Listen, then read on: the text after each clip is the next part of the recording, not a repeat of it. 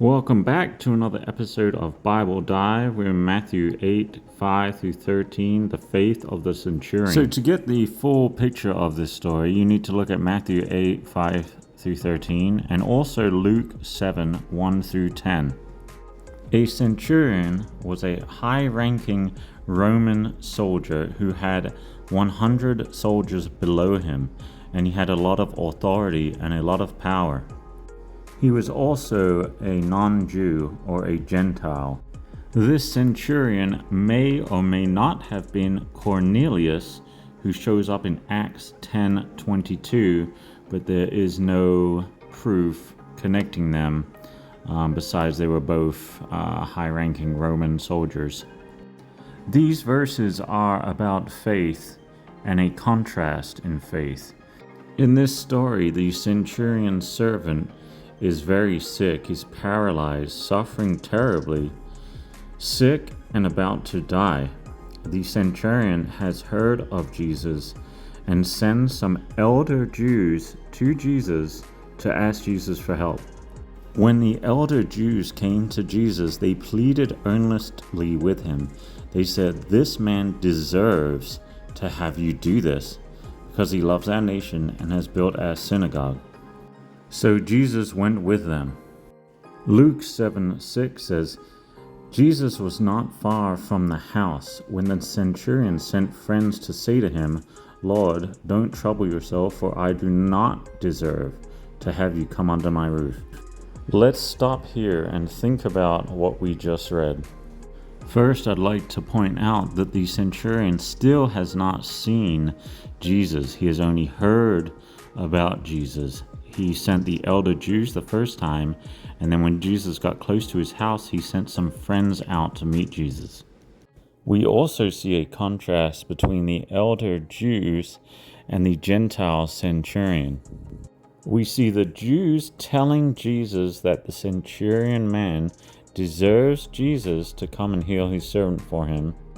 And then we see the Gentile centurion send his friends to Jesus to tell Jesus that the centurion does not deserve to even have Jesus under his roof. Luke 7:7 continues, it says, "That is why I did not even consider myself worthy to come to you, but say the word and my servant will be healed." So the centurion's faith is so great that he hasn't seen Jesus, he hasn't seen him do miracles, he wasn't walking with Jesus across the land, and he still believed that if Jesus just said a word, that he would heal his servant. The centurion understood authority since he had 100 men underneath him, and he was responsible for many things within the Roman Empire. He understood that Jesus had authority over everything. Luke 7:8 continues, "For I myself am a man under authority, with soldiers under me. I tell this one, go, and he goes, and that one, come, and he comes. I say to my servant, do this, and he does it." He understood the authority Jesus had, the power that Jesus had. Verse 9 says, when Jesus heard this, he was amazed at him.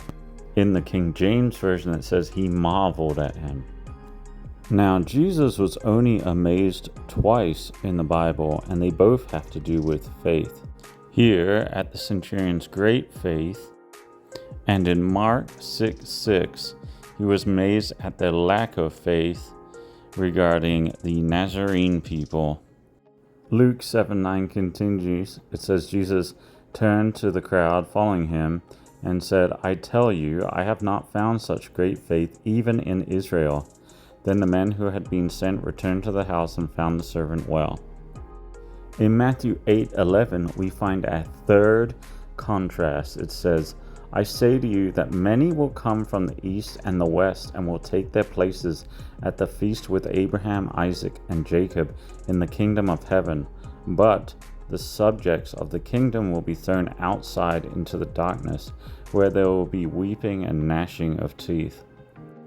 Matthew 8:13, very important, it says, "Then Jesus said to the centurion, 'Go, let it be done just as you believed it would.' and his servant was healed at that moment.